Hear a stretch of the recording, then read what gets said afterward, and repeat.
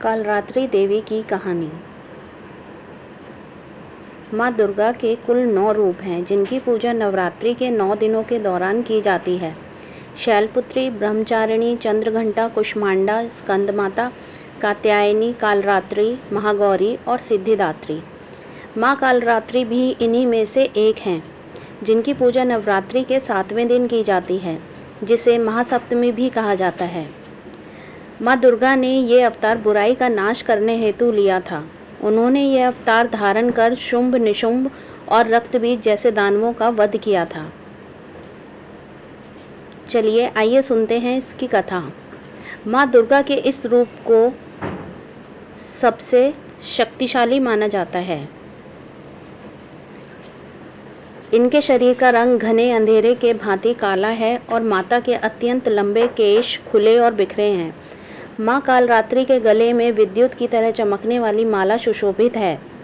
4 भुजाओं वाली कालरात्रि देवी गधे पर मंडित रहती हैं। इनके बाएं हाथ में लोहे का कांटेदार अस्त्र अलंकृत है और दूसरे हाथ में एक कतार है। माँ कालरात्रि का दायां हाथ हमेशा ऊपर की तरफ उठा रहा है, जो लोगों को सदैव अपने आशीर्वाद से सुसज्जित रखता है। उनका निचला हाथ भक्तों को आश्वासन देने के लिए है कि वह माता के संरक्षण में भयमुक्त होकर रह सकते हैं।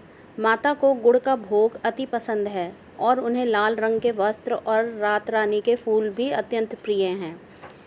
एक बार दैत्य शुंभ, निशुंभ और रक्तबीज ने अपना आतंक तीनों लोकों में फैलाना शुरू कर दिया था। उस वक्त सभी देवगण भगवान शिव के पास गए।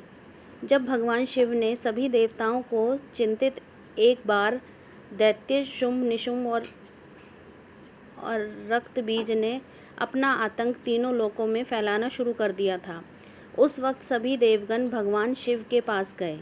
जब भगवान शिव ने सभी देवताओं को चिंतित देखा तो उनसे उनकी चिंता का कारण पूछा। तब देवताओं ने शिव शंकर से कहा, हे भोलेनाथ, शुंभ, निशुंभ और रक्तबीज नामक दानवों ने अपने उत्पात से हम सभी को परेशान कर रखा है। कृपया कर हमारी मदद करें। यह सुनते ही भोलेनाथ ने अपने समीप बैठी माता पार्वती की ओर देखा और उनसे उन दानवों का वध करने की प्रार्थना की। भगवान शंकर की विनती सुनकर देवी पार्वती ने उनके सामने नतमस्तक होकर उनका आशीर्वाद लिया और वहां से जाने की आज्ञा मांगी और दानवों का वध करने निकल पड़ी।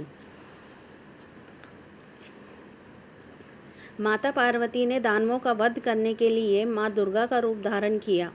इस रूप में वह सिंह पर सवारी करती हुई अति मनमोहक और शक्तिशाली प्रतीत हो रही थी। माता को देख सभी राक्षस अचंभित हो गए। उन तीनों ने माता के साथ एक घमासान युद्ध शुरू किया। दैत्यों ने अपना पूरा बल लगा दिया, परंतु माता के सामने नहीं टिक पाए। आदिशक्ति ने शुंभ और निशुंभ का वध कर दिया। इसके पश्चात माँ ने रक्तबीज के साथ युद्ध करना शुरू किया। रक्तबीज कोई मामूली दानव नहीं था। उसने कठोर तपस्या कर ब्रह्मा जी से अमर होने का वरदान हासिल किया था। ब्रह्मा जी ने उसे यह वरदान दिया था कि जब भी उसे कोई मारने का प्रयत्न करेगा, तब उसके शरीर से निकली खून की बूंदें जैसे ही धरती को स्पर्श करेंगी, वैसे ही अनेक रक्तबीजों का जन्म होगा। इसी वरदान के अनुसार जैसे ही माता ने उस पर प्रहार किया, उसकी खून की बूंदें धरती पर गिरी और अत्यंत रक्तबीज प्रकट हो गए। उसी क्षण माता ने कालरात्रि का रूप धारण किया। माँ दुर्गा के शरीर से एक ऊर्जा का संचार हुआ और माँ कालरात्रि का निर्माण हुआ। भले ही वो दानव अति शक्तिशाली था, परंतु माता से जीत पाने का सामर्थ्य उसके अंदर नहीं था। माँ कालरात्रि ने रक्तबीज को अपनी कटार से मार गिराया और जैसे ही उसके शरीर से खून बहने लगा, उन्होंने उसका रक्तपान कर लिया। माँ कालरात्रि की पूजा सप्तमी के दिन करने के पीछे भी एक बड़ा कारण है। कहा जाता है कि 6 दिन देवी की पूजा करने के बाद 7वें दिन हमारा मन सहस्त्र चक्र में स्थित होता है। इस चक्र में हमारा मन सबसे साफ और शुद्ध स्थिति में होता है। इस वक्त कालरात्रि की पूजा करने से हमें ब्रह्मांड की सभी सिद्धियों की प्राप्ति होती है और सारी असुरी शक्तियाँ हमसे दूर भाग जाती हैं। माँ कालरात्रि की आराधना का मंत्र कुछ इस प्रकार है, जिसके जाप से सारी मनोकामनाएं अवश्य पूर्ण होती हैं। ओम देवी कालरात्राय नमः। अर्थात ओम के समान निर्विकारी माँ कालरात्रि दुख रूपी अंधकार का नाश करने वाली हैं। दुष्टों व राक्षसों का अंत करने वाली माँ हम सबका कल्याण करे। देवी दुर्गा का यह कालरात्रि रूप शुभ फल देता है, इसलिए इन्हें माँ शुंभकारी भी कहा जाता है। माँ कालरात्रि के ब्रह्मांड के समान गोल नेत्र हैं।